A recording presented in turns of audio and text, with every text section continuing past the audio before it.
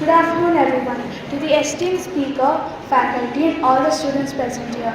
I hope you all had a great first day, the faculty development program. It is wonderful to see such enthusiasm and energy as we begin the afternoon session of day 2 of this journey.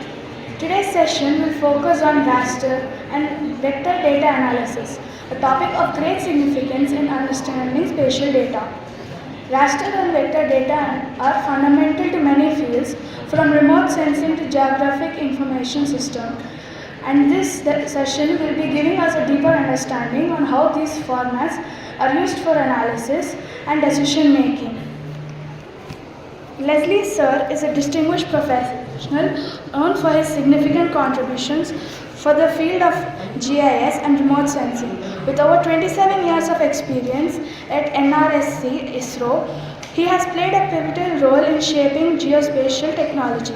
He currently serves as the head of the division of Bhuvan Web Service Development. His work involves leading portal and mobile app development activities for Bhuvan, a premier geospatial platform catering over 40 departments of government and several international collaborations. A point to be mentioned is that Leslie Sir also has mentored over 50 students and contributed to capacity building programs for government officials. May I now request our esteemed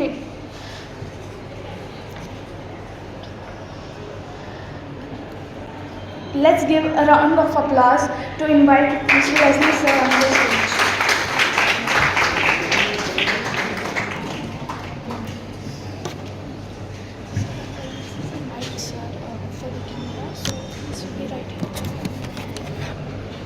What is this?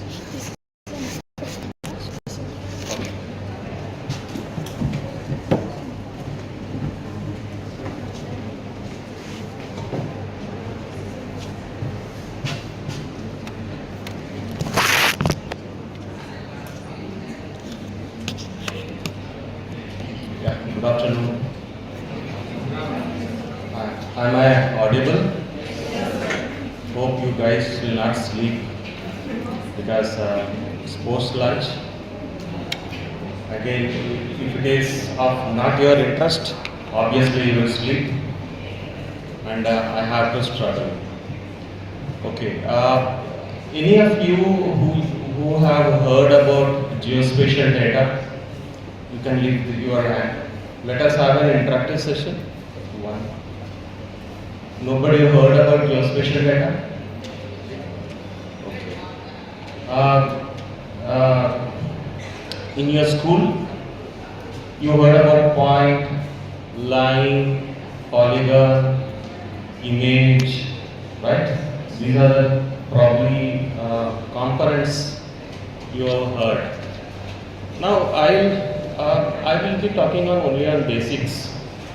What this point, line, polygon is all about, how you can use it with respect to geospatial information.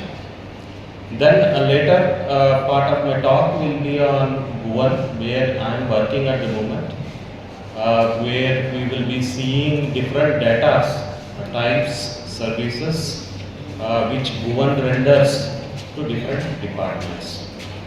Right? Now let us go ahead. The next slide, please. Okay, I have. Right. What is GIS?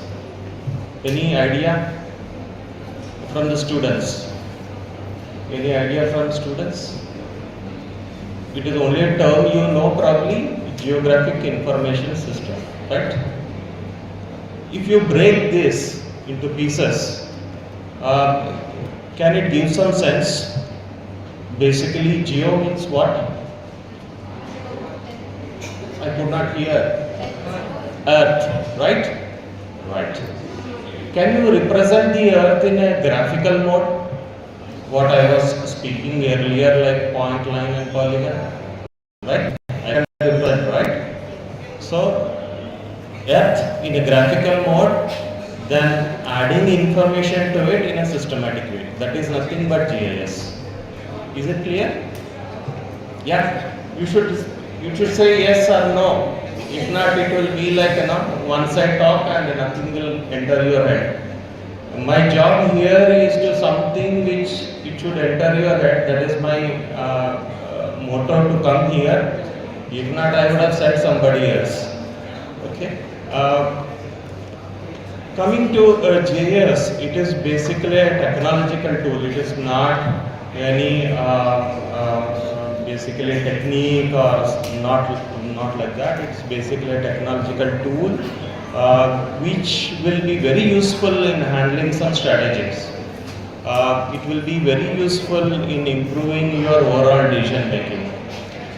This has actually proved when we actually worked with Bhuvan, when we tried to disseminate information through Bhuvan to different ministries, and different ministries who never saw any geospatial information are effectively using it and putting it into their day-to-day activities.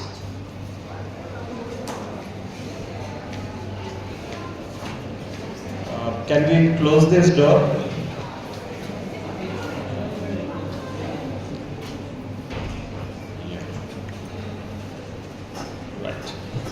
So this is what it is all about. It will help you in what I was telling is to improve your decision making ability. What is GIS? I told you, like geographic information system, and you store that information. You are going to store somewhere, right? Right? Am I right? You are going to store somewhere this information, and this information will be retrieved, manipulated, and do some dissemination to in different modes. It can be basically it can be in the form of a hard copy map, or it can be in the form of a service, or it can be in digital form. So many forms it can. But to store this information, there are different types of data and its uses. Basically, if you see here, vector data model is one type of model where in which we can store information in the form of point, line, polygon. And how it can be stored, in which format? It is basically ESRI shapefile format. This is one example which I am trying to give. There are many examples in it, but generally used, and it will be familiar with you. That sort of an example only I am trying to quote it here. So vector data model, what it does, it basically stores information in the form of a point, line, and polygon. Is it a geographic information? Right? It's a graphical information rather. Let us not talk about geo at the moment. It is only a graphical information which is getting stored. Right? If I want to, I have an XY point, right? Information on a 2D plane. Then what should I do to represent that on the ground? Because I am talking about the earth, right? So what should I do? Any idea? What should I do? You heard about GPS? What GPS gives? Location. What is that location represents? Coordinates. That is, it is a point on the Earth's surface.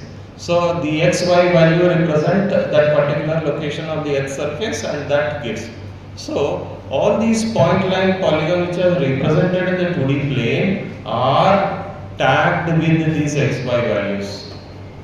Is it clear now? So not only the information that is point represents some XY on any plane, but it represents the Earth at which location it is. That actually becomes a geographic, right? Am I sounding right? Am I sounding fine? Right. Now let us go to the next data model, which is nothing but a raster data model. You heard about JPG, you heard about TIFF, right? You would have heard. Then what is this GeoTIFF? Any comment? Come, raise out, don't feel shy. Right, I will take up. But we have to, down the line, we have to interact. Without interaction, this will not go ahead. Okay? Right. GeoTIFF represents, geo is again, I'm talking about the location, and the TIFF image represents location. What does it mean? Is it every pixel is tagged with location? Right? Images are, what is image? Anybody? If not, I will point out one person and ask you to answer. Anybody? Collection of pixels in the form of rows and columns, right? So each pixel will represent one information about, if you tag that with the location, the further location, it will have that information, right? Now that is nothing but raster data model.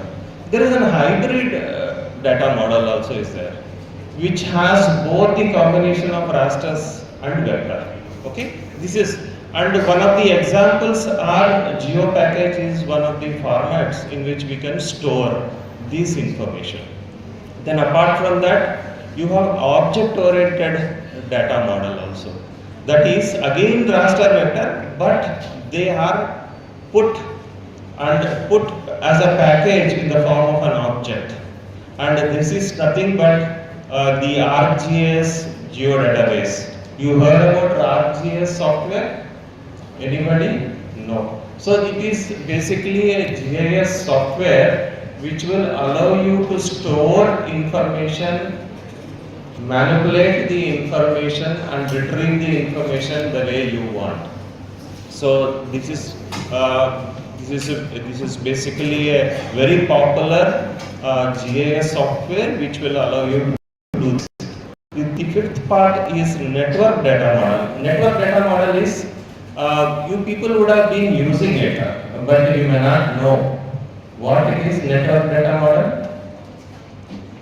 You have used anytime Google, right? Navigation you use, right? From one location to other location you travel.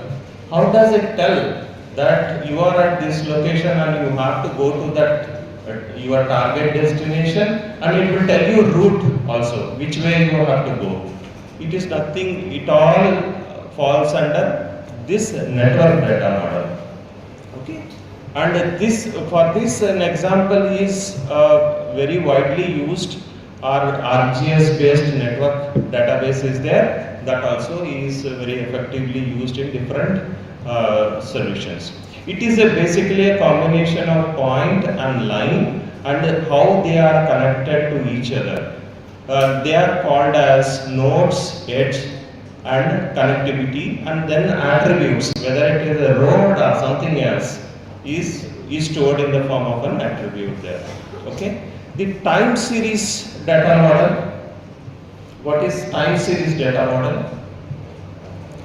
Name itself is telling you something, right? What it is? NetCDF is a file format. It is basically time series data model is represents the XY coordinates, information in the form of an XY coordinate, but it will have multiple layers over it, which represents the Z dimension that represents time. Okay, for example, you may be seeing like temperature information in the form of a map, and you can see at different time intervals how the temperature is changing, right? It will tell you in different colors, red to green. It will show you, and each pixel will change with respect to time. Okay, that sort of a data model is nothing but a time series data model, and it is file format is NetCDF, which is very widely used. Then triangulated irregular network is again another basically a data model. It is vector based only, but it is improvised one which represents the surface of the earth or surface in the form of a small triangles. That we will see it in much detail in the later part of my talk. So these are some of the data models which are available in the geospatial arena. Okay. Now, what is uh, spatial data or GIS data? GIS data consists of two different types. Basically, one is a spatial database and the other one is attribute database. They are all tagged to each other. If you see here the arrows, the cell linked, row linked to the row 1 will have equivalent information of attribute information in with the row 1 in the attribute data. That's how it is. It holds, I mean they are stored separately. That's what I mean here. Okay, this is one representation. Like GIS data, you can see spatial data where the India map is seen here with states representing, and then subsequently you can see the attribute information which is there in the tabular form, and I have selected Karnataka and you can see how it is represented. You could able to get through how it is. The data is stored in spatial form as well as in attribute form. Attribute will have the information about the graphic. Like whether it is a Karnataka, how you will know? You will store in that table. Whereas the spatial data representation, that is the shape of that Karnataka, is stored in the spatial data. Is it clear? No, you people are sleeping. No response. Right, all these you guys know all this information earlier. If not, I will skip this. You do not know, right? You need this information. Right. So, how do you represent these spatial? Because I was talking about only one layer or one data model, but different data models can be integrated and put forth in the GIS. That is the beauty of GIS here. See, if you see here, the last layer which it was coming, the first one which it came, it is a raster data model. Then the second one which has come, okay, I will even tell what it is. The first one which I was talking about, raster, it is a DEM, digital elevation model, followed by a watershed boundary which is derived using DEM, is overlaid over it. From that, again over it you have a water body which is again a polygon feature and which is represented over it. Then over it you have a streams again which can be derived from the DEM, and it is being shown from this. See, if you see here the strength of GIS, you have a terrain information, but from terrain information you can extract the watershed boundaries, because the terrain information will have XY value, that is latitude, longitude, followed by the height. So these three information can derive the watershed boundary, followed by, if you have a stream and which is in the form of a line, and that can also have you can even derive the capacity of water which can be stored in that particular area. So all these four parameters can be overlaid, and you can appreciate because you can do some analysis over it, and you can visualize and take a proper decision. So this is what is all about basics of GIS. What this GIS analysis can do, that is nothing but it is very powerful tool, and how it is powerful is you can query. You probably learned SQL, right? Right? You have learned or not? Please respond. Right. So the SQL you have learned, so you can do some select query, you can write, and you can extract information. That is 1.1. That not only selecting using the SQL query, but you can extract and save as a new layer. That is also possible. You can do multiple overlay analysis, like you have multiple layers. As I told you in the earlier slide, you can do some overlay analysis and derive some information over it. and then over it you can even model these information. Whatever layers you have, you can model it and derive. Periodically, you can derive. Basically, for example, you want to understand one particular location where the accidents are happening. So you can model this. If you have multiple GIS layers, you can model and you can find out at what interval these accidents are happening and how these accidents can be restricted. That sort of a modeling also can be done. Then what if, basically if conditions can be put in place, then as I told you, using vector data model, network analysis can be derived using this. Then since I was talking about the digital elevation model, 3D analysis, like basically deriving the stream order. Like you have a digital elevation model, you run some tools to get the stream information, water stream, how the water is flowing. All that information can be derived using 3D analysis. Then you have statistical, geostatistical analysis are possible using some kriging and all that. Then followed by, you can use some proximity analysis. This proximity analysis you also use it. How you use it? In Google you use it. Can you share? Somebody can share? Nee, audience are very poor. Okay, now it has to break. You should break your shell. See, I am not a Hitler. I am not a person who will eat your head. I am going to go off after 2 hours. Tata, bye bye, see you. Probably one of you may be coming to me to guide. Okay, I am going to become a guide. That's all. Beyond that, nothing will be there. So kindly be free. Don't feel shy. Please raise your questions so that it will be an interactive session. Okay? Is it fine? No sound. That should be the spirit. Then only it will be. I will have the enthusiasm to tell more things. If not, I will not have. I will just simply talk something and get away. Okay? So proximity we were talking about. You will be using very regularly. What is that? In Google you will be using it. What is this proximity? Raise. No fun. Don't feel shy, boss. Come, raise. I could not hear.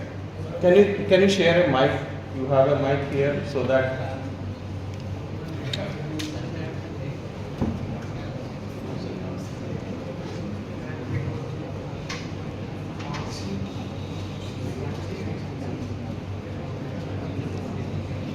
Okay, no problem. I am coming there. Right, tell me. I will tell you something. That's fine. Google is nothing but maps. What is that you people are doing?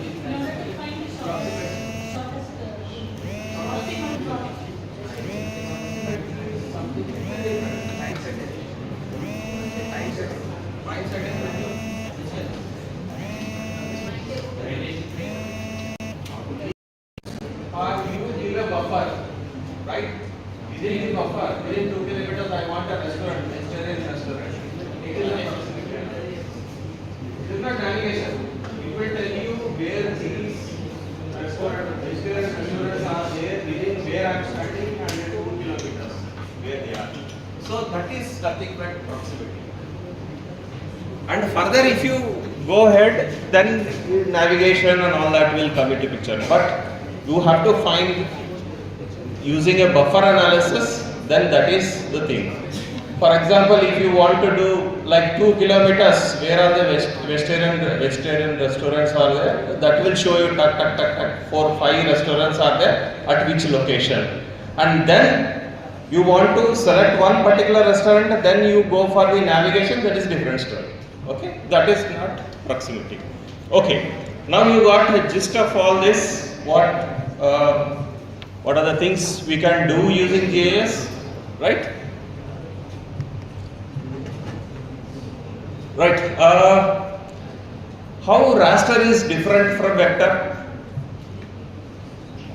Can you tell me? Raster is used for continuous analysis, whereas vector is for discrete. Yes, madam. Madam, you are from geospatial technology.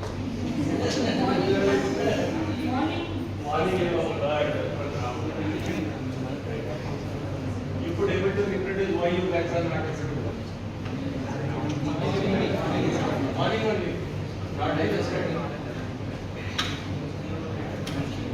okay.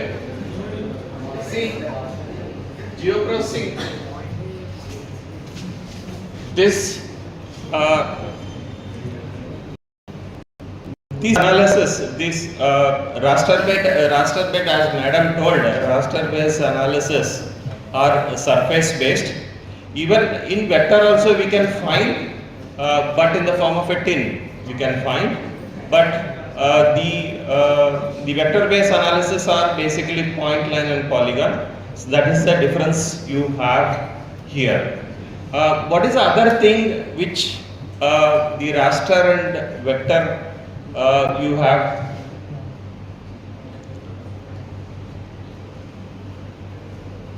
See,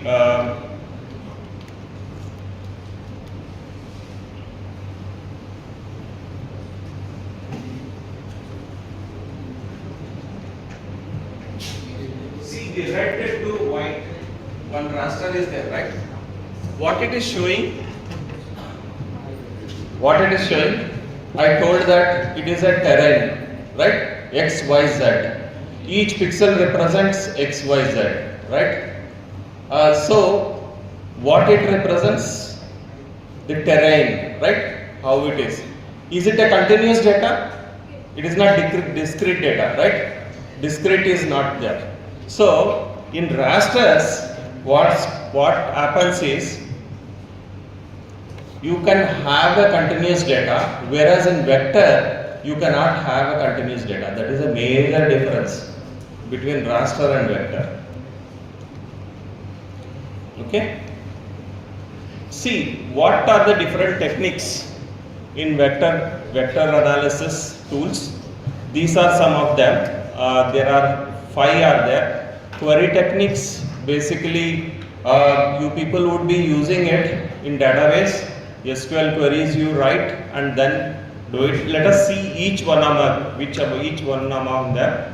That is query technique, extraction technique, proximity technique, then overlay technique and statistical technique. All these 5 we will see in detail. See, querying and attribute. I told you that 2 things: spatial data and non-spatial data, which is nothing but an attribute. Attribute query can be done using SQL and which is very powerful. What do you do? Select query. It is already written there. Syntax. Select. Right. What do you do? Column name followed by table name and where condition of the given. Right. This is how you select. So, for example, I have a set of points which represents hotels, right? Different star hotels. Right? So if I want to select only 3-star hotel, what I will do? Anyone? Select. You give some arbitrary name. Hotel name. Hotel type is a column name. Then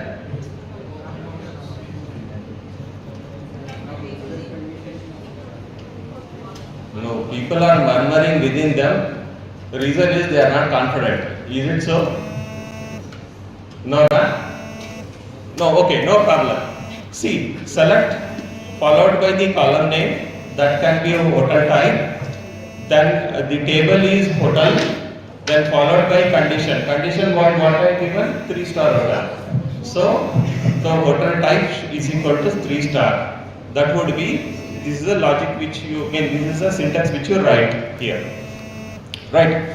These are operators which we use. Probably people may be knowing all this, but just for refreshment I am just telling all this.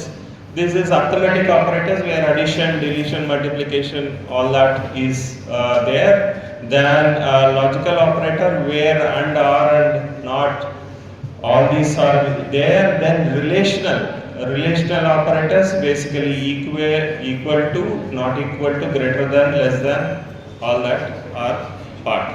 So these are all information which I am giving it in the slide so that you will understand how it is. Now here spatial component, where it is? Somebody? How spatial component coming in the picture?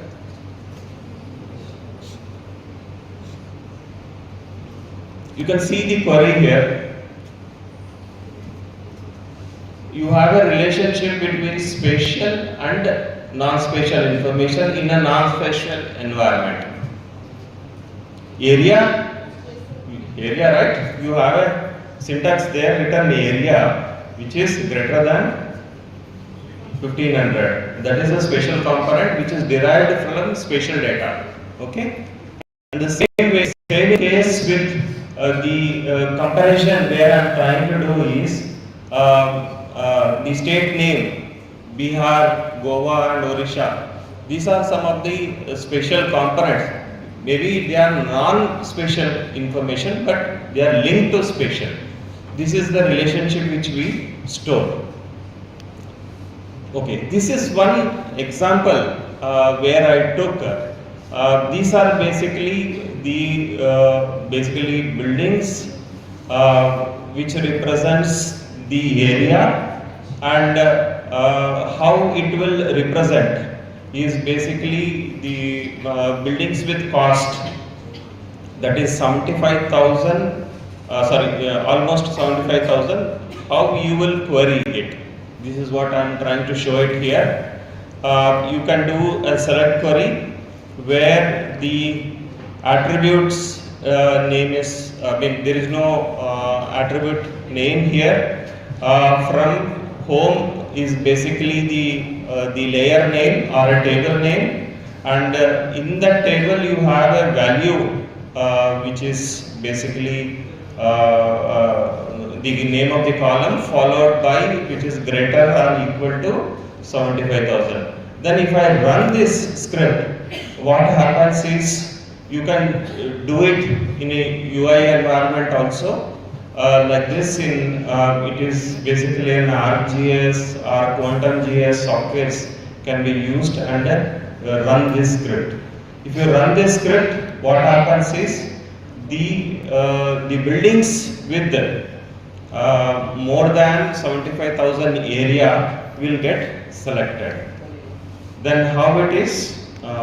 Just a moment. These are the buildings. The yellow highlighted ones are the buildings with that price. Basically a price 75,000 plus price. Okay. So this is how it does. So you understood, fairly understood how this vector data model works, how the attributes are stored, and how you can do some select query using SQL and bring out the spatial component out, right? Is it clear? Yes, right. Very good.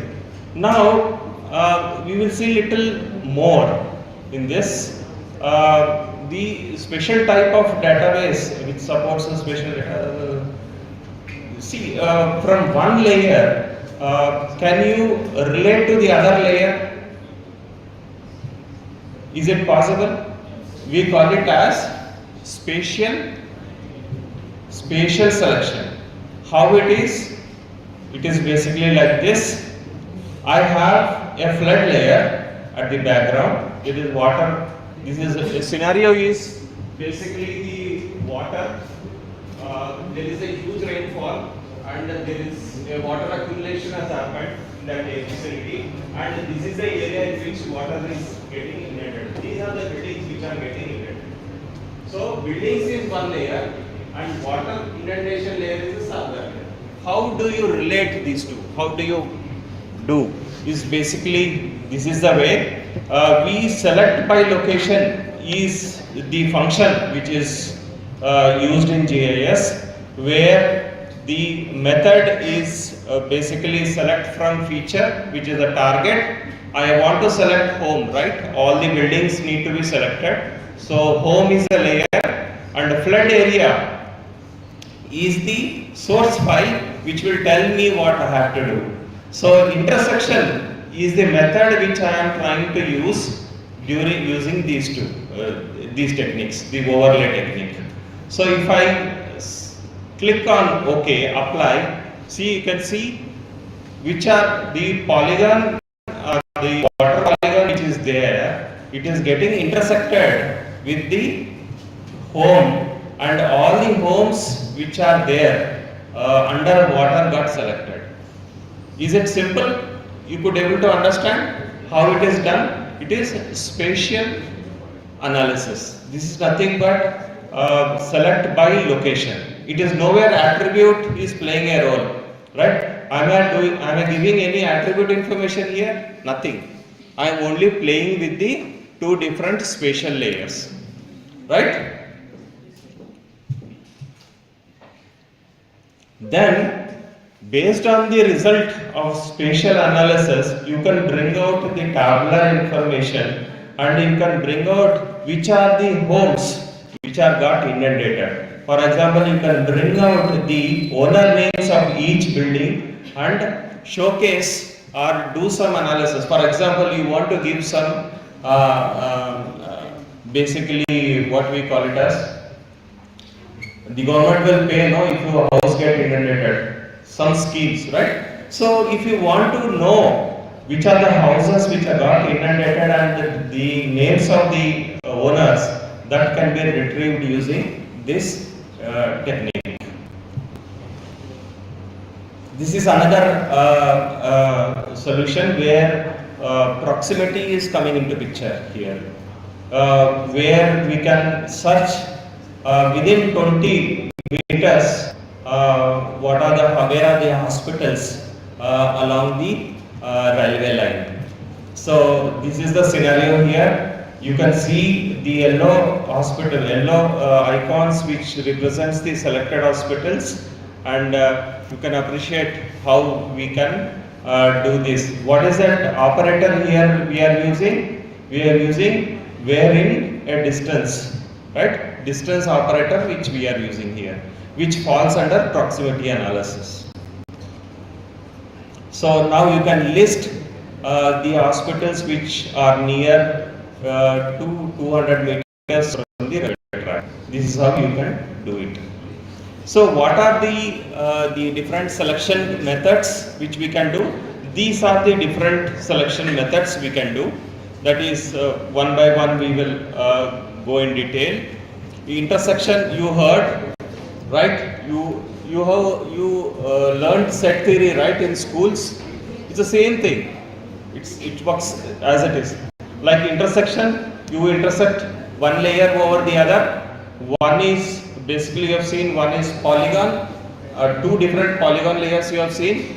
That is one water inundation map followed by the buildings you intersected and you brought out one polygon layer. Second one was basically proximity, where from distance you have a line as a source information, and target was the hospitals. So hospitals you could able to select. That was the second part.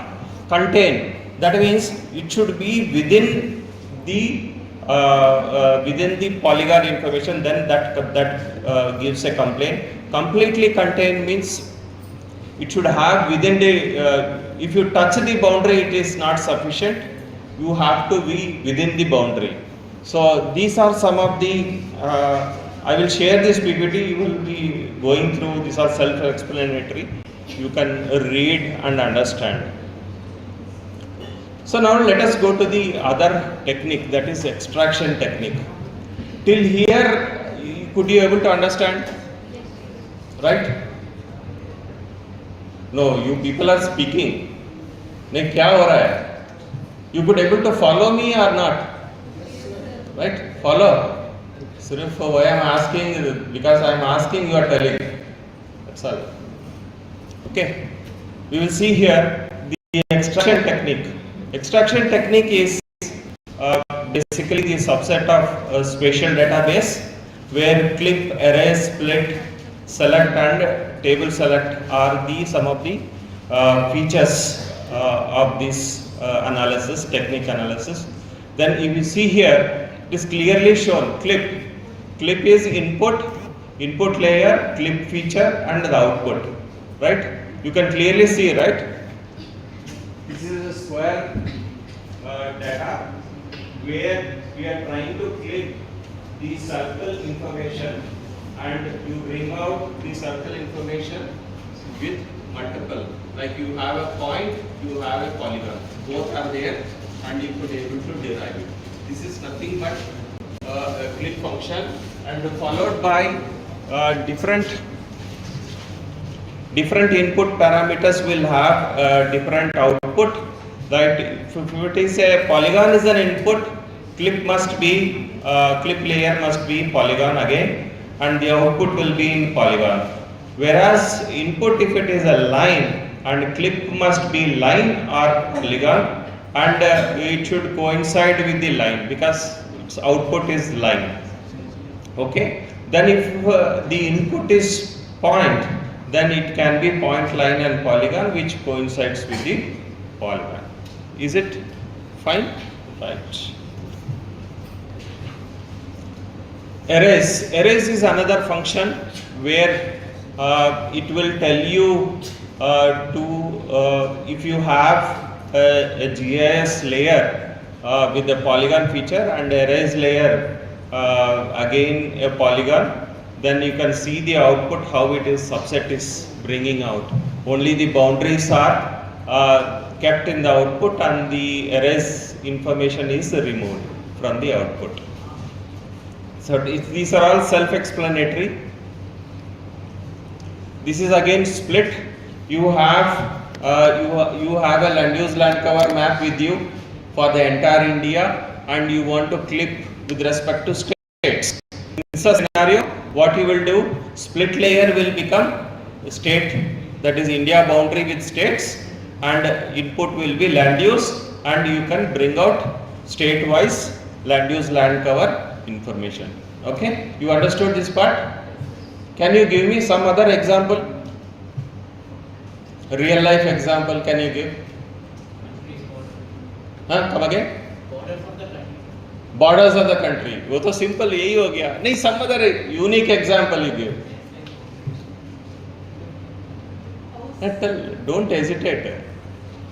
Yeah, house. Somebody has told house. House. You need, how you want to take house. What is the input layer there? Split layer could be house. Agreed. What is the input? It can be a land use land cover also. Under which land use land cover this house is coming? Is it like that? No. I am not finding good example there. Some other? Yeah. Maritime boundary. Right. Maritime boundary is what? Is it a split layer? Yes. Right. Then what would be the input? Ocean. What we will have in ocean?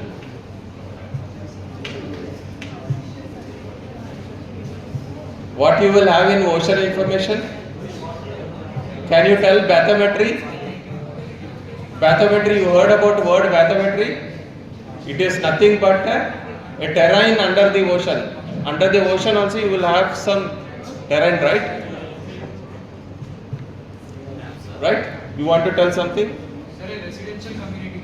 Residential community is basically input. Output will be blocks A, B, C, D. Excellent. Residential community could be the input layer and the blocks would be the split layer. You can derive it very effectively. Tax, I am bringing out one more example. Tax, right? You have houses with the tax information whether you are paid or not. Then you want to derive for entire Hyderabad for block level how many houses are paid their house tax. So with one go, you can bring out the number of houses which are under each block are there and how many have paid, how many have not paid. With one go, you can retrieve that information. Okay. Good. So can be used for counting the trees. Yes, absolutely. You can even count a tree. Basically, input layer will be again the point information, followed by the polygon information would be the count. How you want to count a tree? Based on some district. Fine. You can have a district boundary for Telangana and tree information in the input layer. You can derive how many trees are there in each district. That can be brought out. Yes. Water surface area is another good example. Like you have water surface, every 15 days we actually Bhuvan derives water surface, right? This water surface can be derived every week, every fortnight actually, every 15 days you can derive what is the surface of water available in each district. That can be derived and you can showcase somewhere else. That sort of information it is there in Bhuvan, but you can put it in different way. This select query is again the same thing which we have done it earlier. You select it is equal to, that is select is equal to Andhra Pradesh. Same way you can put it in SQL and then bring out. This is one thing. Then this is what your example is, almost like that. This is basically point function. I could not see this.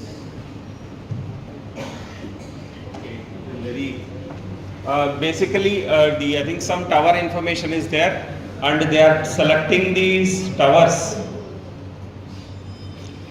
State is equal to Andhra Pradesh. They want to go into select these towers for Andhra Pradesh. So all the towers in Andhra Pradesh gets selected and created a new table out of this. Okay, this is what it's all about. Then proximity analysis. Proximity analysis is nothing but, as I told you, buffer, right? Hotel example, vegetarian hotel example. So this is how close it is that can be brought out by multiple buffers. How it is, we will see here. If it is a point information, you can create a buffer with a distance. For example, you have your students near you. Think that you three friends are located here, and you can derive a buffer and bring out what sort of a hotel you have under these buffer zones. So you can decide. Three friends want to have lunch in a vegetarian hotel, and you can decide who is the best person where you three can reach that house and then move along. So that sort of an analysis can be brought out here, and it is a line, again the same buffer can be generated. These are the represents, and there are two lines, right? So two buffers it gets generated, and the output will give you the merged product of these buffers. This is how it is being put up. The same way in the case of polygons also. For example, the Hydra thing which is happening nowadays, so what they are doing, they are taking the water body, creating a buffer. Under the buffer, which are the houses are there, they are demolishing. This is what has happened. This is the method which they adopt. The simple method. Only you have to extract the water body, water surface area, create a buffer, and overlay over the satellite data. What are the houses which are falling under the buffer are ready for demolition. This is a very simple technique. Multiple buffers. You may have a criteria, right? You may have a criteria like, for example, I am having an archaeological site. Okay, I have an archaeological site, and I have a different criteria for different distance, and you can do that activity at that different distance. For example, I have an archaeological site where this is the buffer which it is being used. that is 10 meters, 20 meters, 30 meters, 40 meters, 50 meters. I can tell like I have a site within 10 meters, no activity should happen, and within 10 to 20 meters, there can be an activity where basically some single-story building some crop cultivation can happen, then followed by some single-story building, followed by double-story building, followed by double-story building. Beyond that, there is no limit. So this sort of criteria can be generated using this multi-buffer analysis. You could able to get it, right? This is one example which I gave. You have any examples for it? Come out, come out, come out. One example.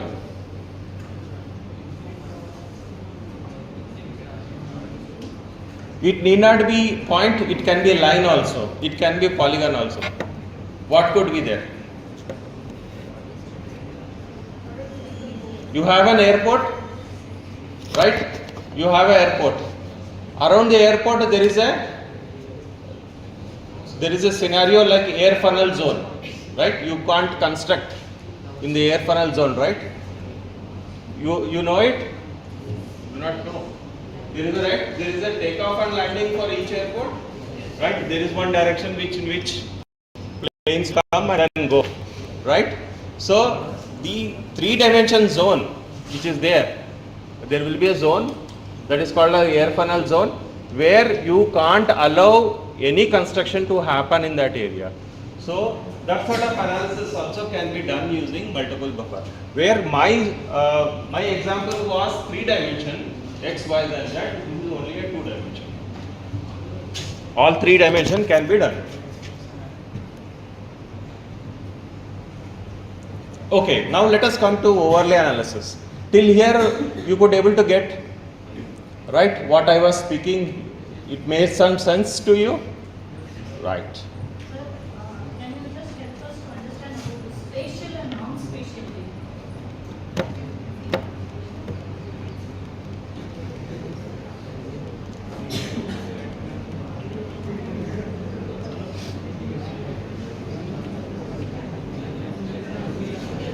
Whatever you are seeing here in the form of polygon, they are spatial data, and the attribute about that is a non-spatial data. For example,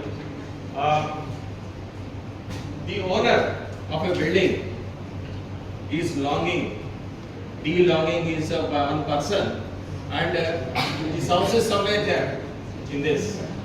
This is spatial information about this house, but who owns that house is stored in the non-spatial data.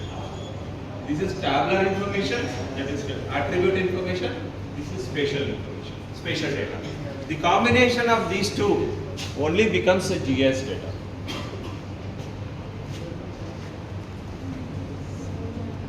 Is it clear, madam? Could I communicate? Yeah. Now let us see the overlay analysis. Overlay analysis are basically multiple feature classes to combine erase or modify or update the spatial features. They are basically used for it. And if you see here, union, intersection, identity, probably identity you have maybe not knowing it, then symmetric difference you may not know, update also probably you may know, you may not know. But these two you would have learned in set theory, right? Did you learn in set theory? In school, right? So what it is, we will learn it again. This is nothing but a union. Union is, I have layer 1 input which is 2 rectangles, and layer 2 is basically a circle. I am trying to union these two and bringing out the output. What happens to the attribute information? What happens to the attribute information? Right? Any GS layer has got spatial component and non-spatial component, right? So what happens to non-spatial component? If I do this. See, think that this is water body and this is two different types of land use. One is built up, other one is agriculture. So I am overlaying with the water body. So So what happens to this? What happens to the attribute information? Please think it over. If you could able to tell, I am successful.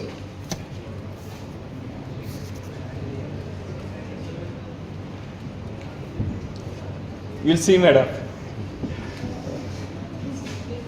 This what happens to this? What happens to the attribute table? Anybody from girls? Come, girls are not speaking. Tell me, what happens to the attribute table?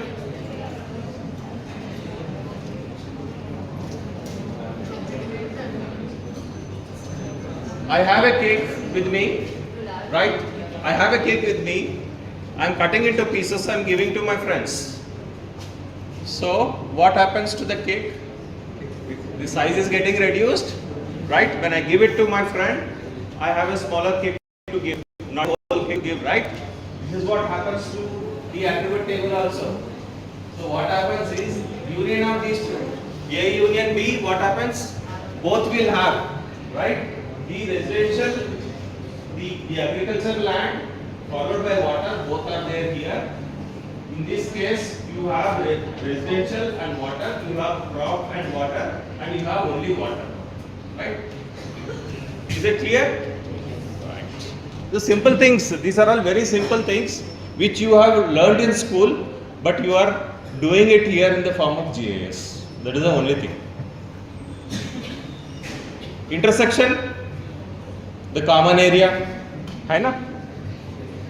A intersection B, right? What happens? Where AB is there, only will come, right? Identity is basically giving an identity to it. For example, the same example we will take. This is the land use information, crop area, residential area, and water body. So you want to bring out the agriculture area where water body is there, water is getting affected, that is this, and in the residential area where water is getting affected, that is this. Non-affected area are this. This is nothing but identity, giving some identity to it. For example, I have the land use land cover information, but I want to know each and every crop area in which district it is falling. So that will be, identity will be the district layer, and land use land cover will be the input layer, and every land use polygon will have the district name in it, which district is falling. Is it clear?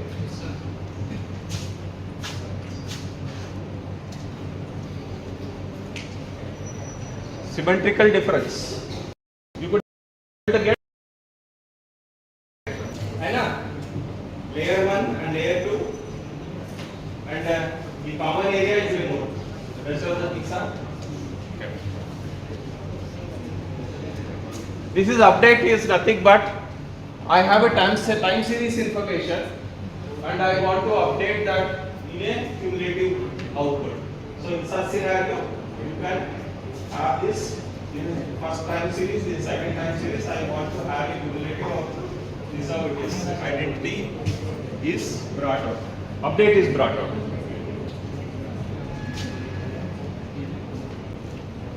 Now let us go to statistical analysis.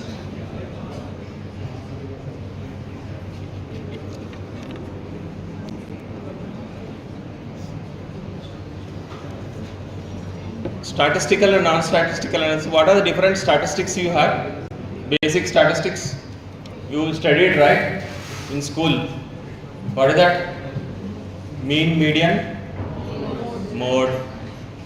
You heard about standard deviation? Yes. What is standard deviation? It's very simple. How it is deviating from the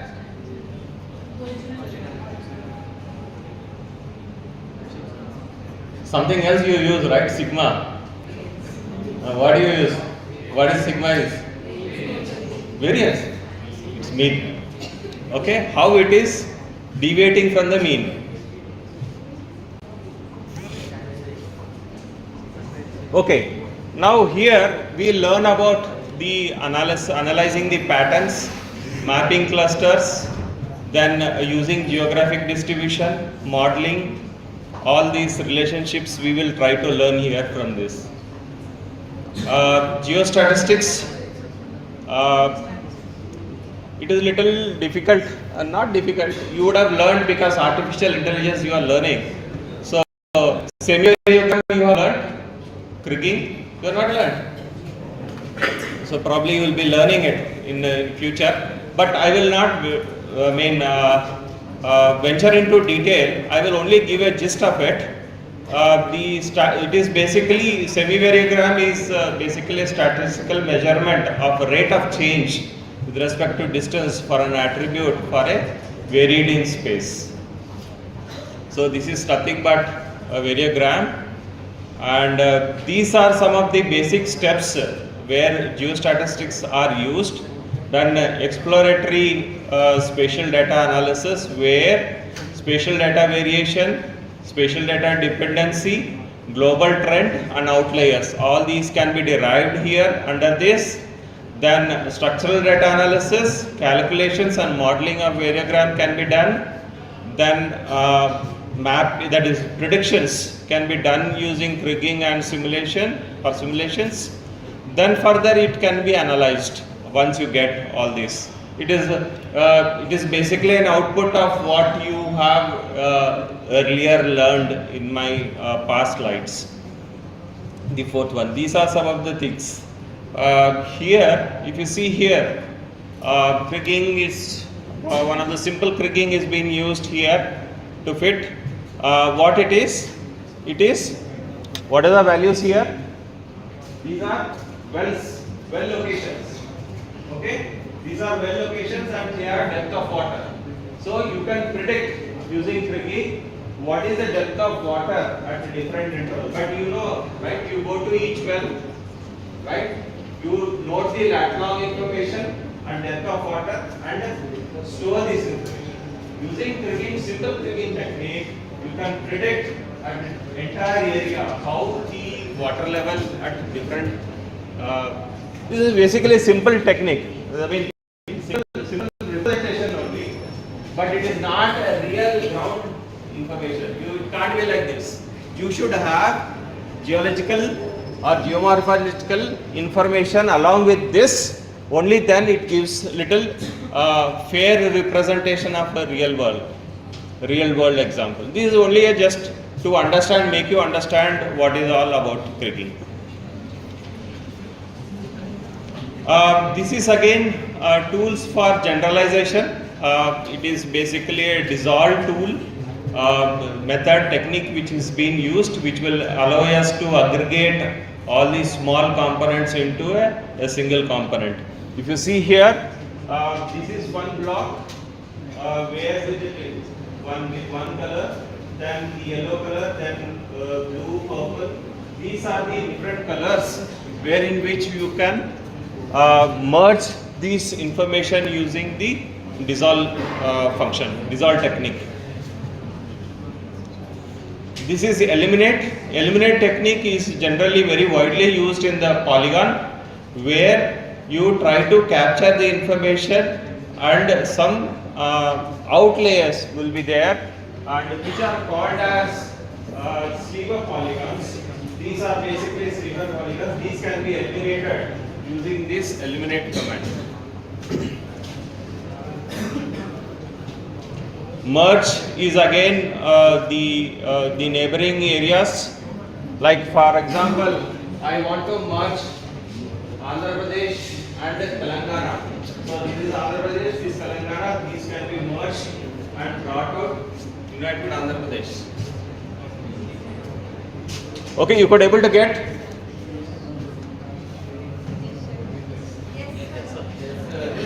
You are busy talking among yourself. I don't know what you guys are talking. Okay. Now append. Now can you tell me? Somebody can tell me append. Add. What is that? A plus B or A plus B whole square? What it is? right? The image itself is telling like there are two different layers which are getting appended. So that is getting it becomes a single layer. For example, in this case, what happens? In this case, what happens? It is already there now. And it is already there in this also. So it gets merged. This is what happens. Now let us break for some time. Then we'll enter into raster analysis. Okay, we'll break 10 minutes.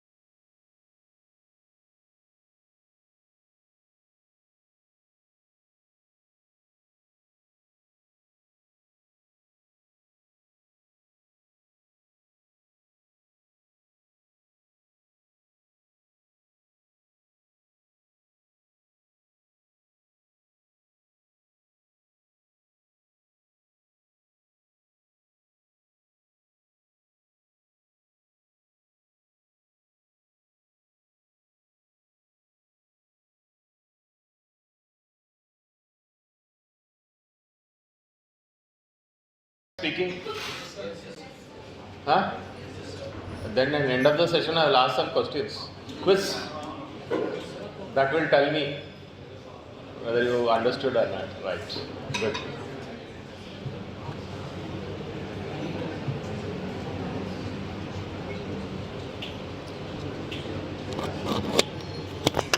So you are from third year, huh? Second year B.Tech, huh? M.Tech? B.Tech second year.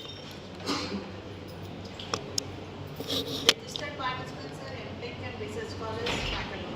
Okay. They are college students. There are college students. Okay, these 3 rows are basically registered.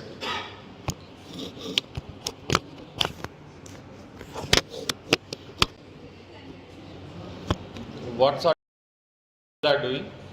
Research scholars. वो तो रहेगा ही, artificial intelligence से है department ना. What sort of? See, I need applications.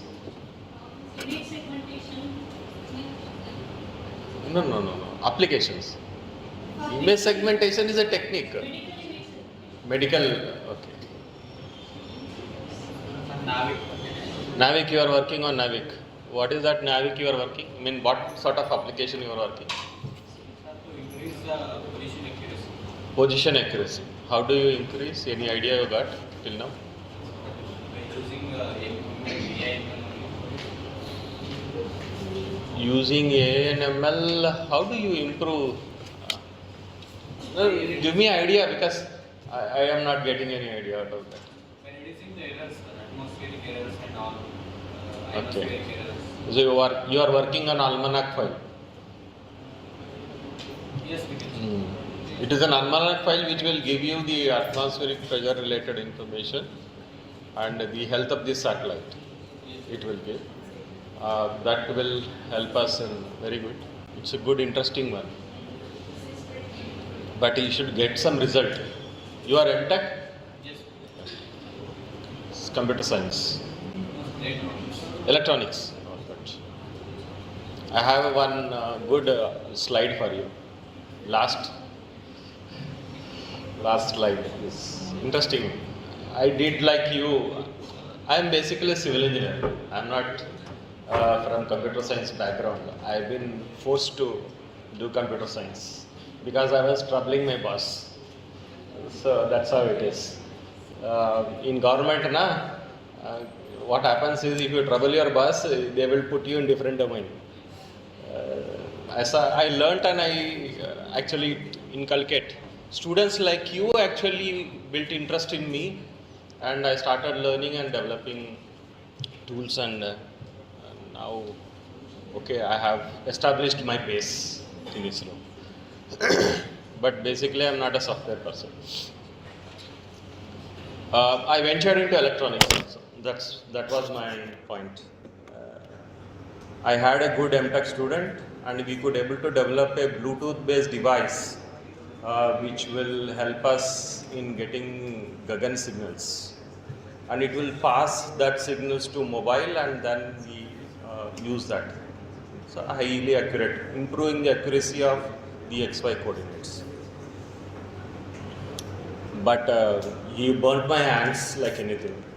I shared 50,000 rupees on that. But I have a good satisfaction. Navic receivers are there, already there. We shared this technology to many startup companies, and they started developing these Navic receivers in same lines. It's a simple, it's not a great deal. You get it in the market, all modules you get it. Electronic wise, I don't know whether what research you have with respect to electronics there. Probably signal processing you may have research component there. We don't have any semiconductor laboratories at all in school.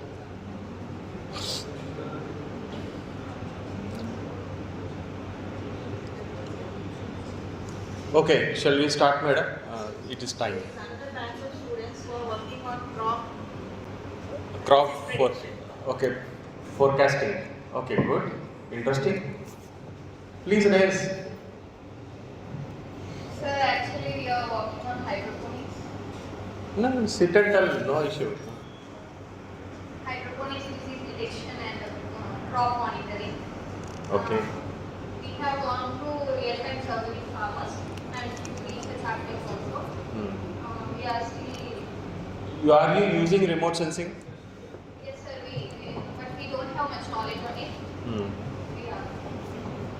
You should, if you want to use remote sensing, we have a dedicated team, agriculture team. I don't know whether, madam, you have invited somebody from agriculture also? For this week we have not invited. Okay.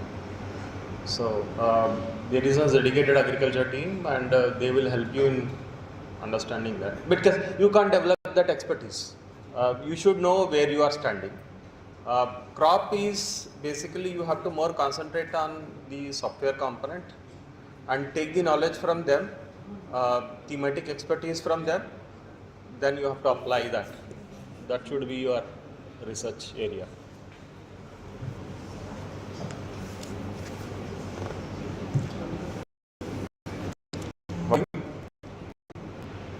It's all same. Okay.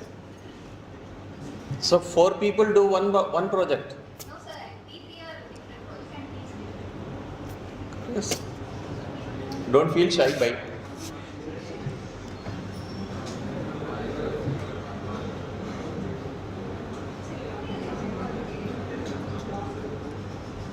He doesn't want to tell. Okay. I will speak to you in person. He will open nicely. Public meeting. And I was like you only. Don't worry. When I was in college, I was like you. Sitting in the last bench and hearing what others are doing. From there I came, so no problem. Everybody will have a day. Right, we will start. Okay. Now we will venture into raster analysis. You heard about raster, right? In the earlier part of my presentation. Please be silent. You heard about raster. What is raster? You came across the image. Image, what is image? It is a row and column. Pixels are arranged in the form of row and column. Right. Till here it is fine. Again, I have told, like madam has told, continuous data, discrete data, that also came into picture. What is continuous data? It is a terrain model. So this terrain information, whatever it is showing, that is a continuous data. Discrete data is basically a land use land cover information where discrete boundaries are demarcated over the area, that is discrete data. Land use land cover is a discrete information and DEM, digital elevation model, is the continuous data. This is one of the examples of that.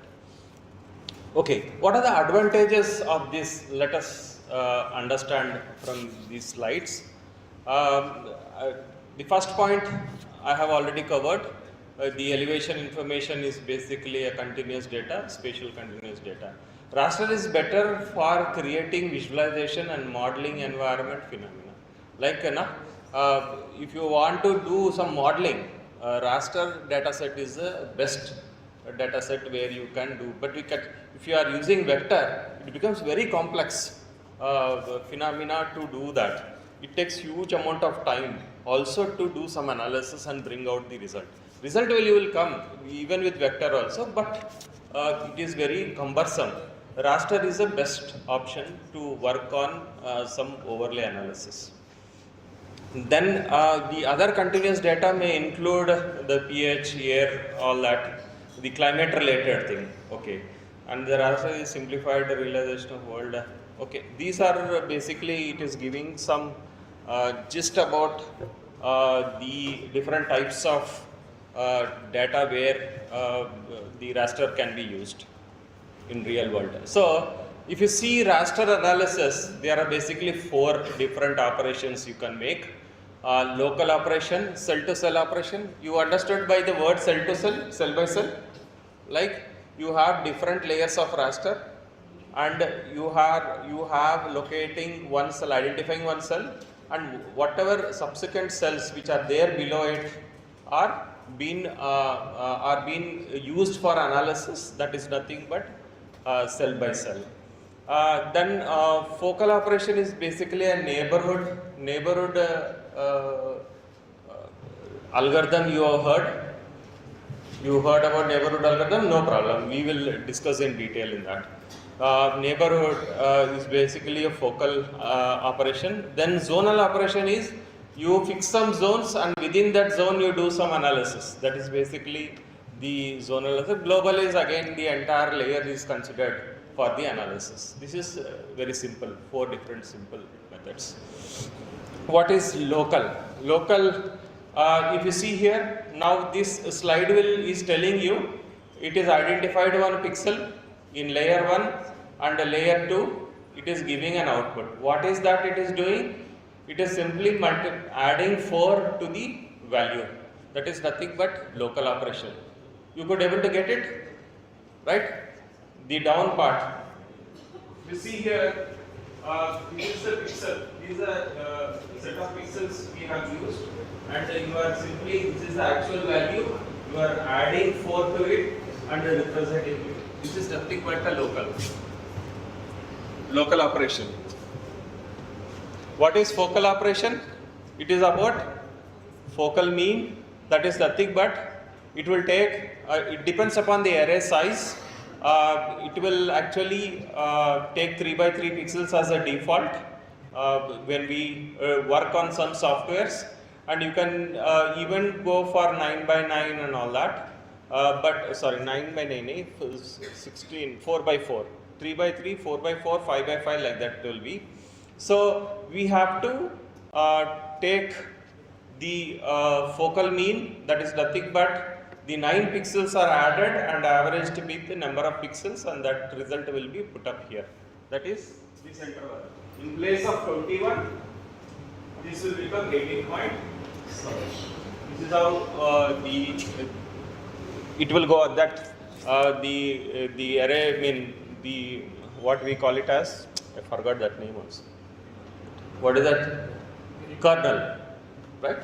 This kernel will move and it will move from this, and it will create and update new values of this. This is nothing but neighborhood analysis.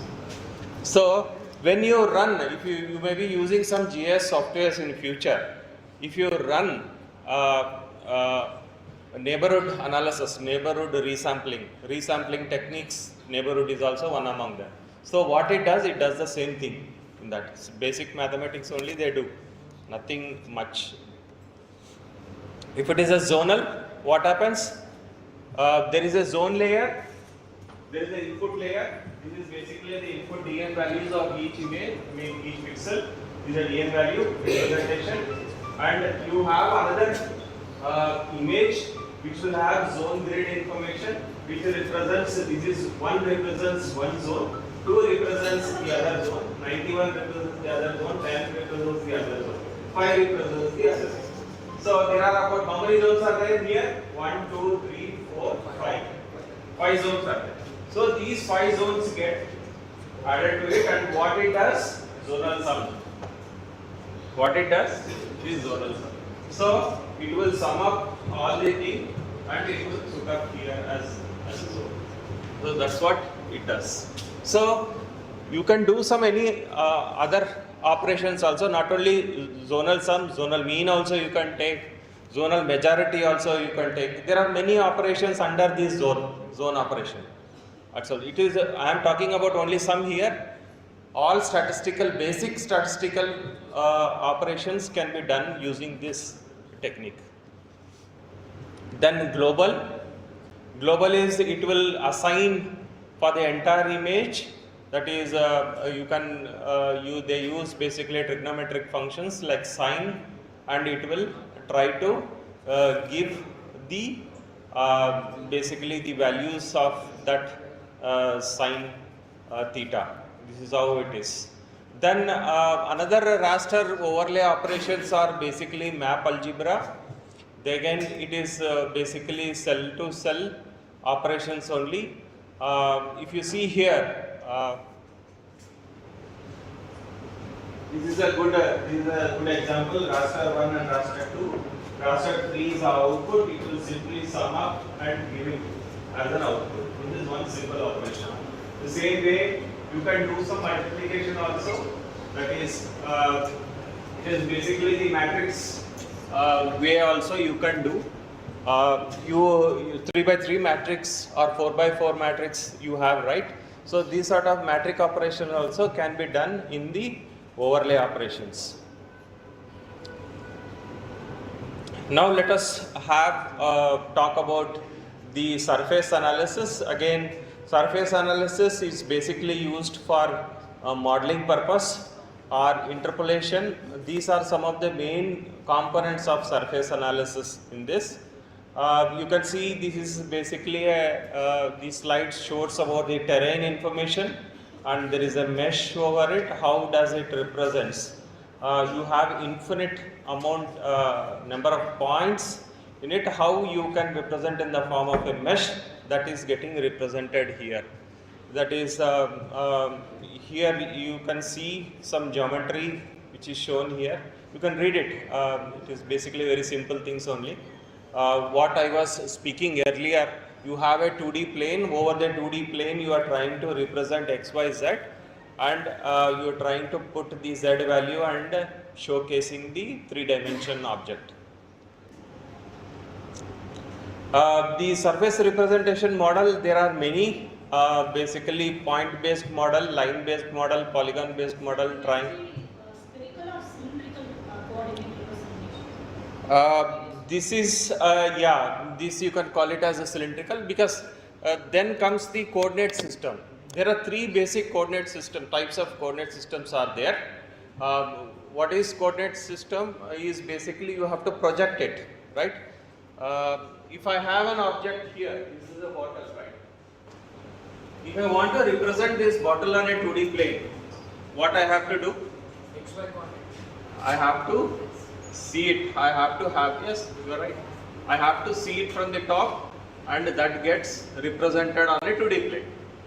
But if I see it from top, I am transferring these values directly into it. That is nothing but azimuthal coordinate system. That is a type of coordinate system. If I use this 3D object to project on a 2D plane, if I use a cone, then cone means what?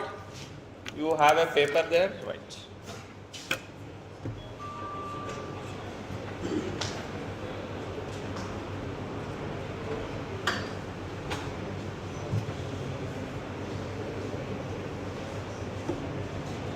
I have a cone here, right? This is a cone. Right? Where it is touching, it is touching at one location, right? So this area only gets represented on the map, and the rest of the area is getting deviated from the map. So there we call it as a conical projection system, where standard what we call it as parallels are made. There are 2 parallels. If you insert a pole, there are 2 places where it will intersect at these 2 objects, and these 2 places the accuracy will be very high, and when you go away from the surface where it is touching, pole is touching, it will reduce. So this is how the whole coordinate system, conical coordinate system is represented. The same way, again, cylindrical is also there. That is another type of coordinate system where cylinder is inserted, and that it is represented. So 3D object, how it is represented in a 2D plane is basically that.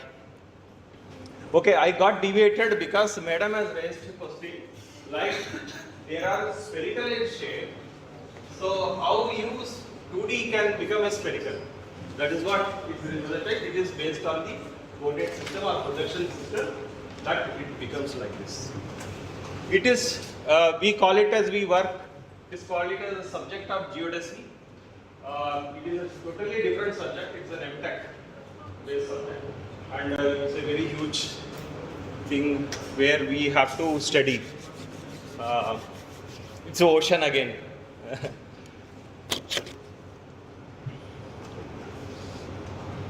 This Survey of India team, they work very closely on these coordinates. Right, coming back to our surface representation, I was talking about point-based model. What is this point-based model?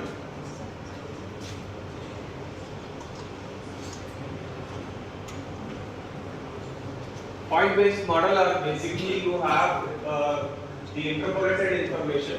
You have 3-4 points like well locations which I have shown in the earlier slide. There are 4-5 well locations. It got interpolated and represented, right? So that is a good example of point-based model. And line-based model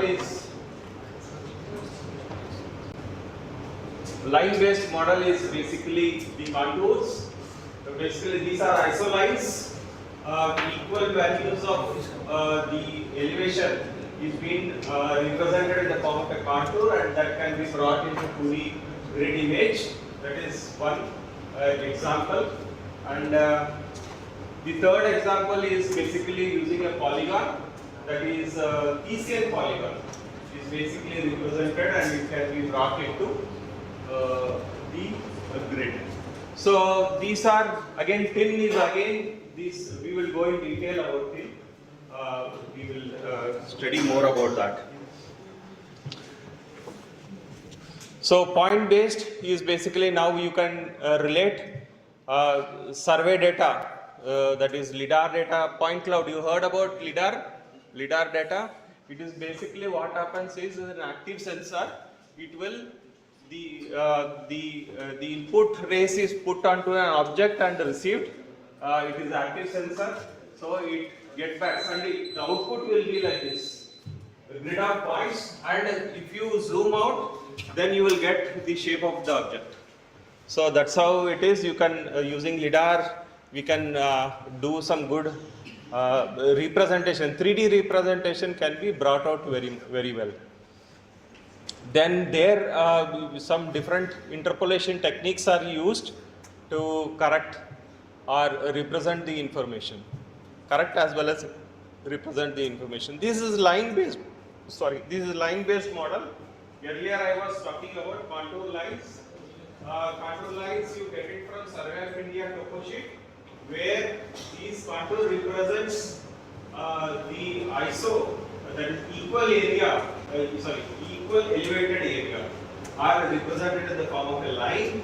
And you can see here the narrow lines where you get, they are getting basically steep slopes, and open space which is there is no lines in it, that becomes a gentle slope. In the contours I am talking about. Then if it is a valley, it will be basically a narrow multiple lines which represents basically a valley.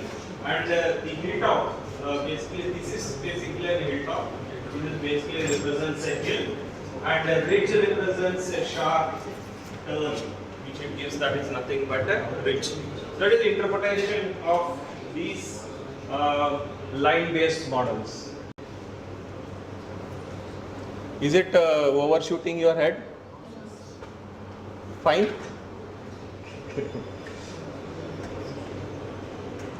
Okay, this triangle-based model is basically a tin, triangulated irregular network. It is basically a model itself, and it uses a triangle, triangles under 3 vertices it uses, and you have to ensure that no fourth point is falling within the circle. These are good examples I have. See, under tin, what happens is, it is stored in XY coordinates, then edges, nodes, and Z coordinates. So, if you see here, one is basically a node, this is basically a node, and which will have XY coordinates to it. And the edge represents the line, the sides basically, sides. So one node is connected by B and K. So that is the representation. And then the edge A represents B and K. This is nothing but representation of surface. Nodes A represents one nodes A represents 1, 6 and 7. Those are the nodes. So the surface will have the face here and followed by 3 points connected to it at different intervals, x, y, z. 3 will have in 3D space. So if I see here, this is my mobile. Think that you have only 3 dimensions in it, 3 corners to it. Think that this is a rectangle. You consider this as a triangle. You have only 3 points here. So if I place it like this will have x, y, right? Different x, y, z, different. You have different x, y, z, and you have different x, y, z, right? All these will have. This will become a face. So this is nothing but an edge. The surface is nothing but an edge. These are 4 corners are nodes, and each node will have a xy coordinate, and you will have even z component to it, which represents the surface. So probably you can appreciate this from this slide. You can read this slide further above to understand much better. We use break lines in the form of tin. For tin data, we have to use break lines because it doesn't represent the actual picture, actual representation of the ground. So you have to use soft lines and hard lines, hard break lines. So this is one good example where triangle crossing the ridge of a dam. See, if you simply generate tin, it will be like this. Okay, and if you see it on a form of an image, it looks like this, which is wrong actually. For that, you have to have a break line where you use a break line and it represents, the output will represent like this. This is nothing but a dam. You have to edit tin to give a realistic picture and only do the analysis. Lot of editing component will be there, but it gives more accurate information when compared to the raster. Then how does it uses? Tin uses Daniel triangle method. How it is this is how it is.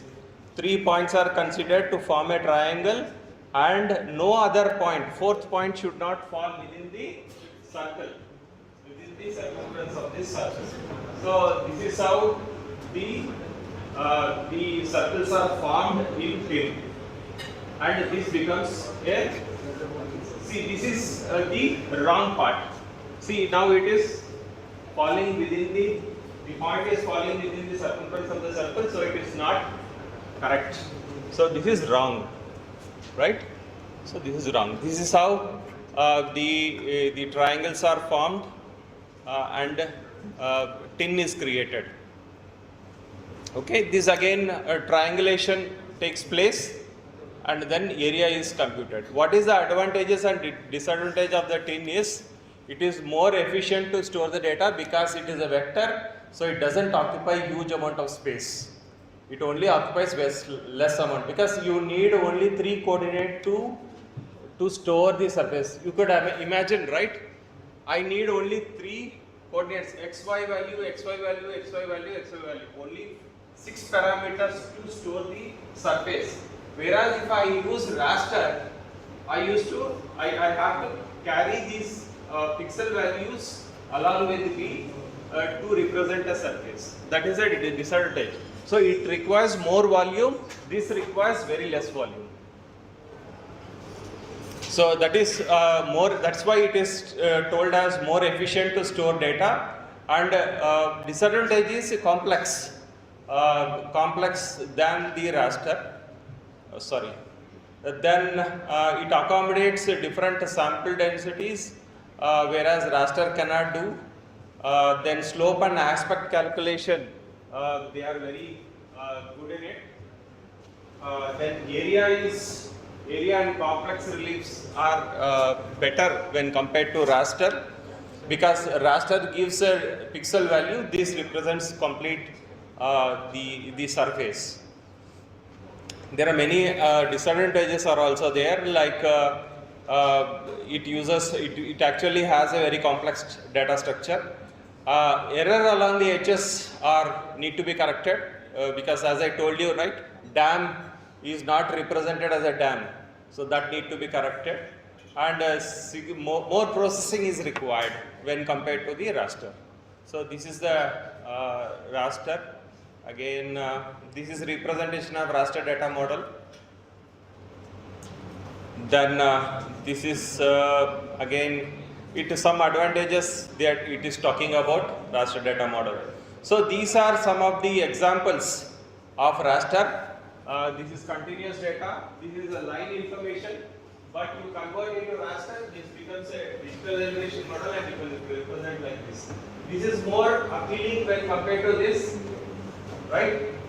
It gives some information, right? It is some street values there. There are some color representation gives a different meaning to it, but whereas this doesn't give much information. That is the reason if you work on topology and sort of a study, you have to use raster images. So advantages and disadvantages of raster data model: easy to store and manipulate, but it uses huge amount of space. That is the only complex difficulty in it, raster data model. But rest of the things are all smooth, faster data processing. It is very good. Raster is very good. This is about the different types of sensors, how we can use 3D data. This is all about how you can get 3D data. LIDAR I was speaking about some time back. This is LIDAR, this is photogrammetry. Photogrammetry is taking pictures from a aircraft and bringing out. You get 15 centimeters resolution images and very high accurate location information using photogrammetry. And GNSS is basically a receiver, global receiver, where our Gagan and GPS are part of that. You get 15 centimeters. If you use a differential GPS, it gives 15 centimeters accuracy with respect to each location. Even 5 centimeters can be achieved using this. And ground survey is again total station sort of a survey. Civil engineers may be knowing it. Then interferogram is again active remote sensing related differential interferogram you can bring out, and the plate deformation, like earthquake related studies are all done using interferogram. This is the different dimensions of raster: 0 dimension, 1 dimension. 0 dimension represents a point, 1 dimension represents a line, and 2 dimension represents a polygon, and 3 dimensions represent a sphere, what Madam was talking about. So is this surface is a 2 dimension or 3 dimension? 3 dimension.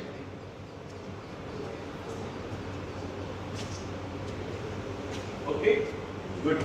So if the earth is moving, rotating, so what it becomes?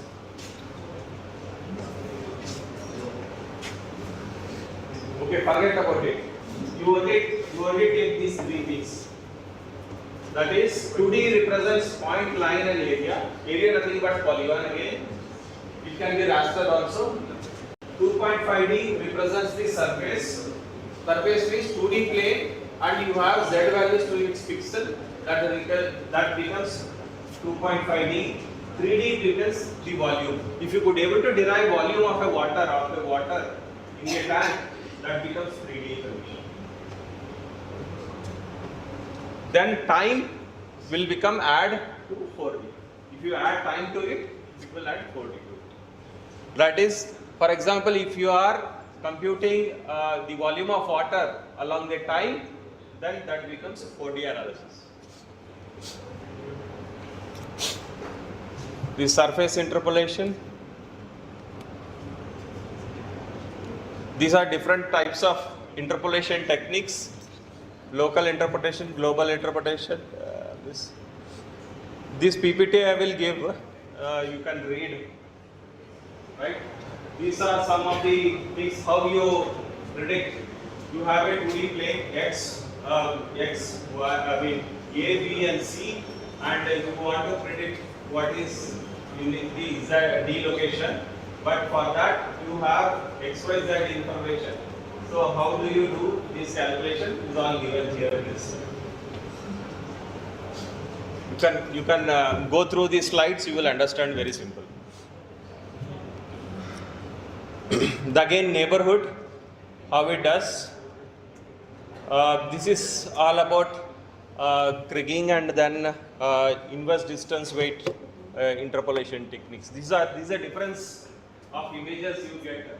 It's the same input but a different output. You can see here because of the mathematics change which we have in the imaging. So this is all about raster and vector analysis. Any doubts you have?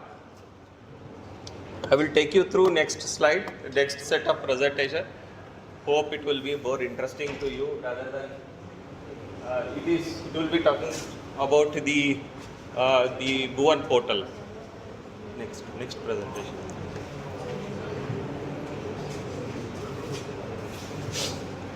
It is more about your work because you people are software people. More about that.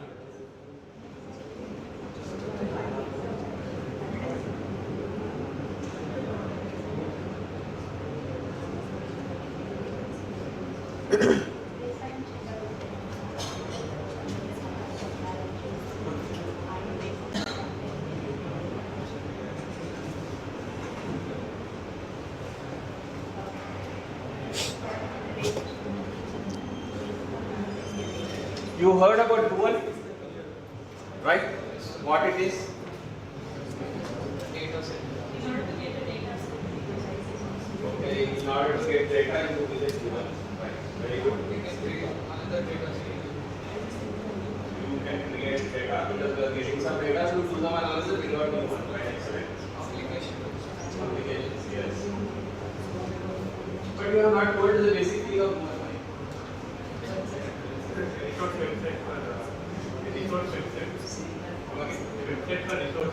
Excellent. It's a portal. It is a portal, web portal. It is written there.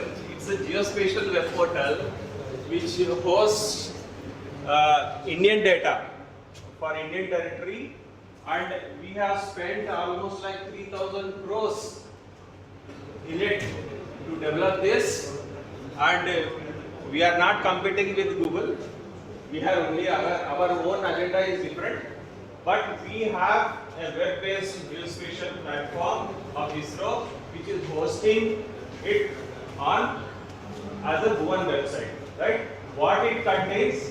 It contains multiple data sets of multiple sensors, and it also has thematic information. Thematic information is derived using a satellite data. Then followed by you have huge amount of data sets.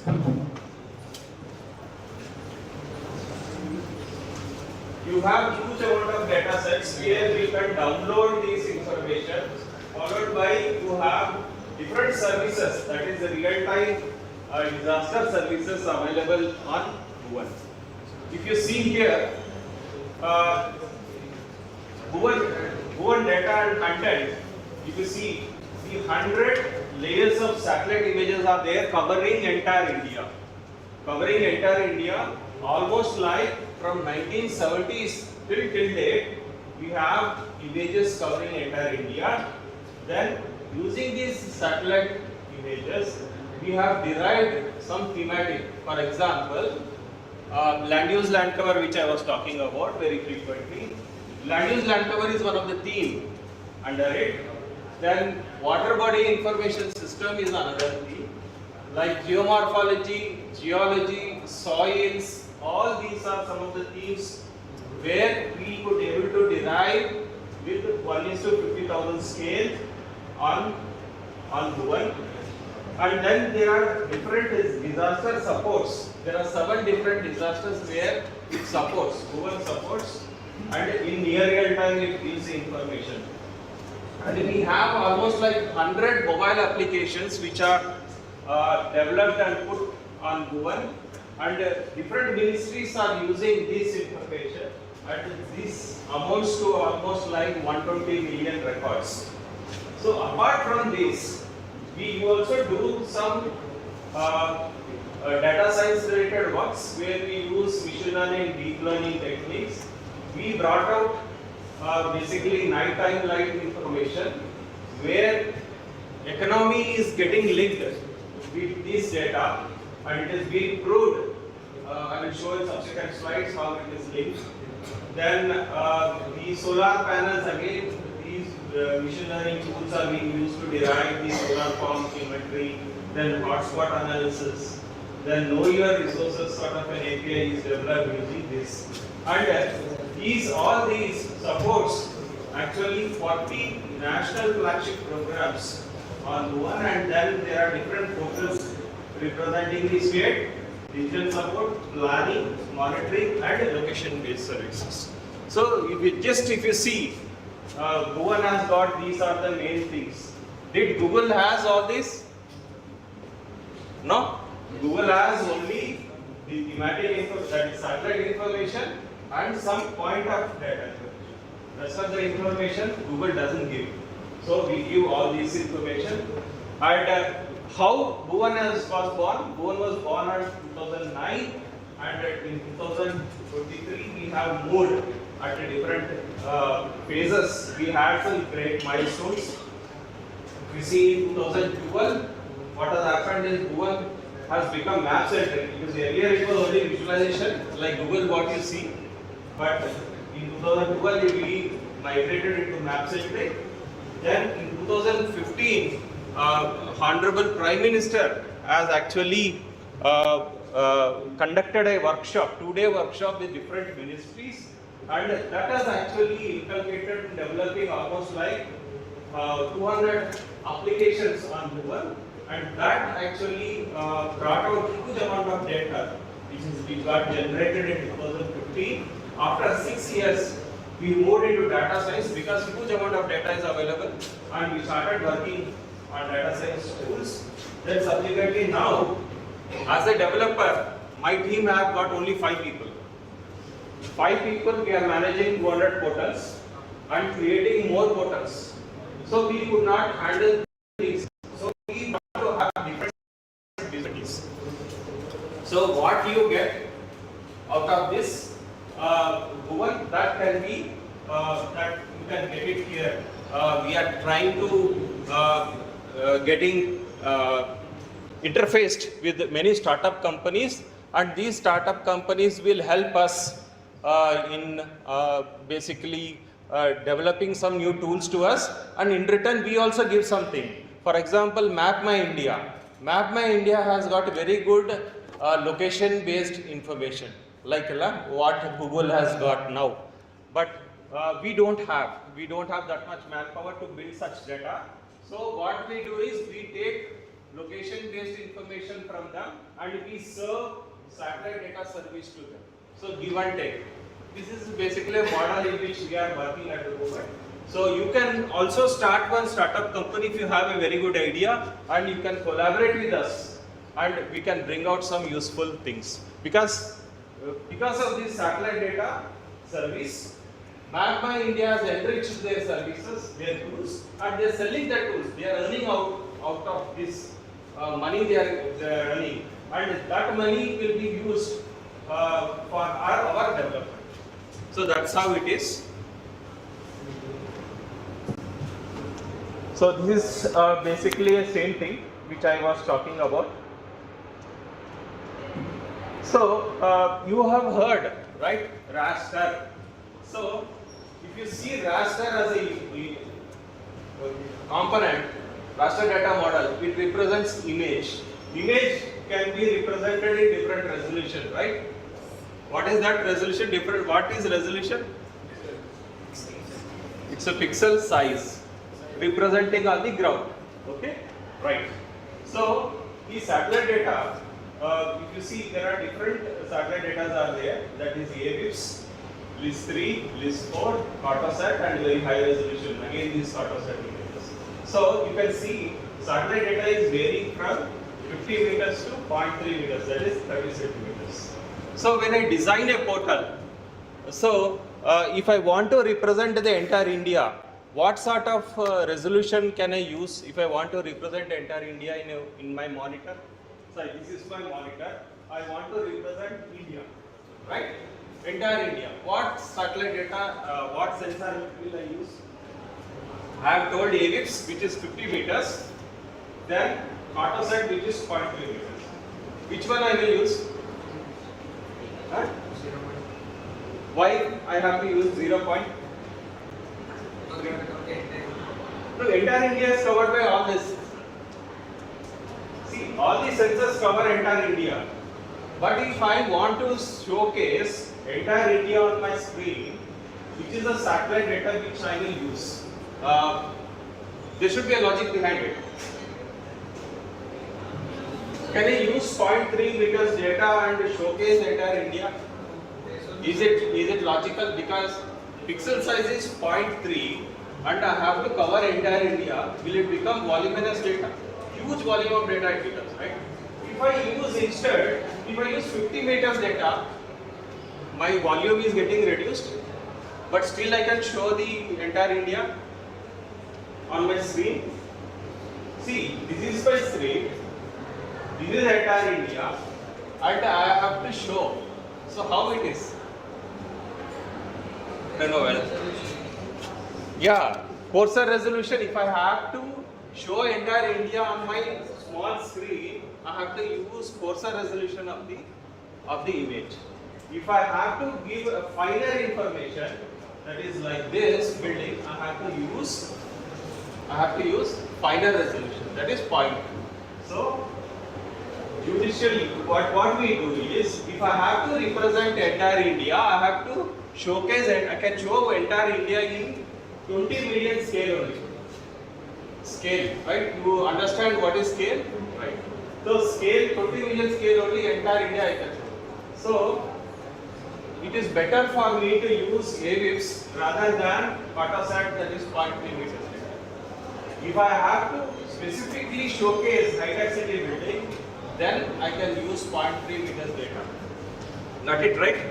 So this is how we use multi-resolution images using multi-sensor and use it in Google very effectively. Whereas Google doesn't do that. It uses only standard 10 meters to 1 meter data.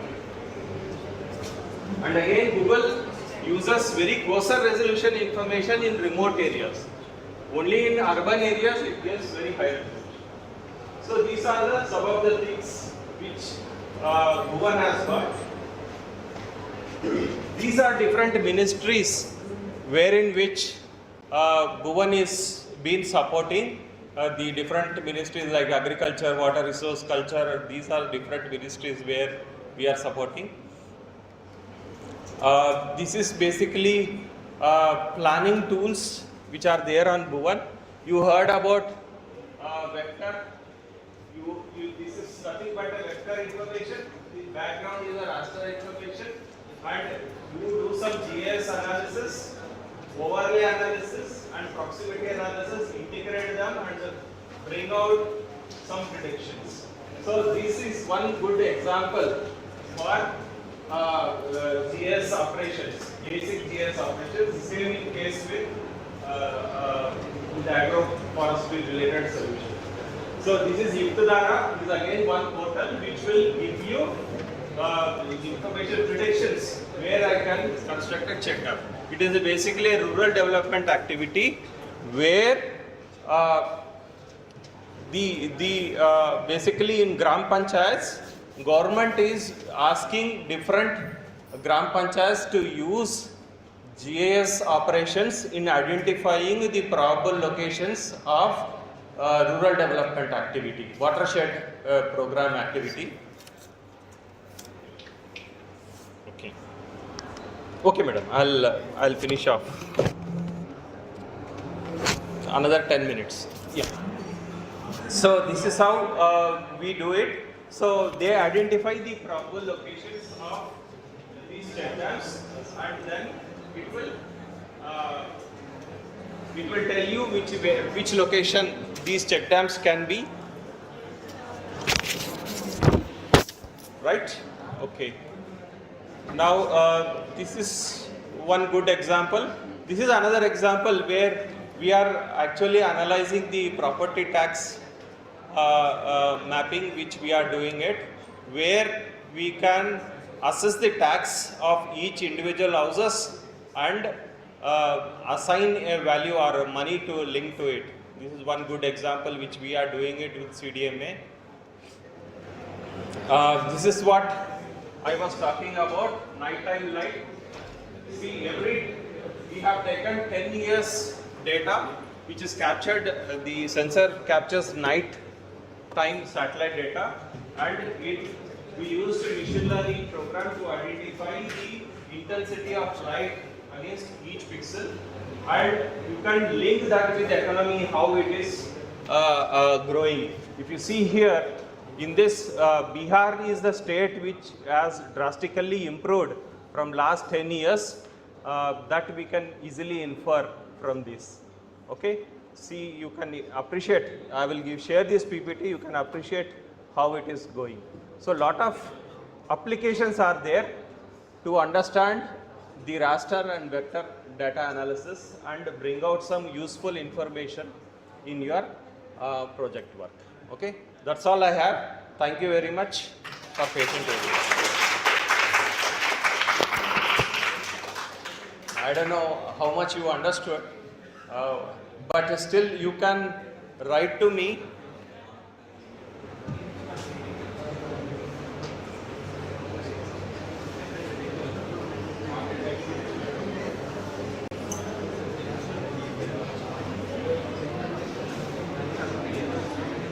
Right. You can write to us, bhuvan@nrsc.gov.in, and my mobile number is there. You can ping me there if any doubts or clarifications you need. Thank you.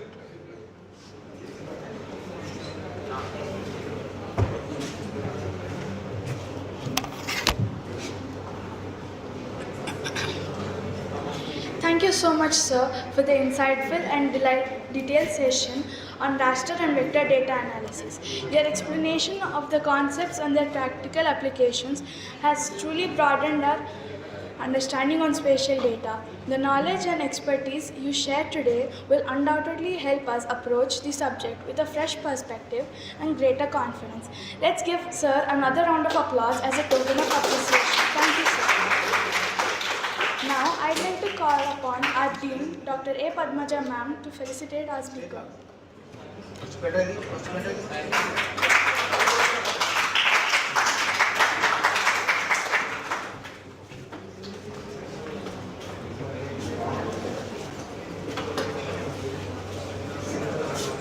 Namaste, madam.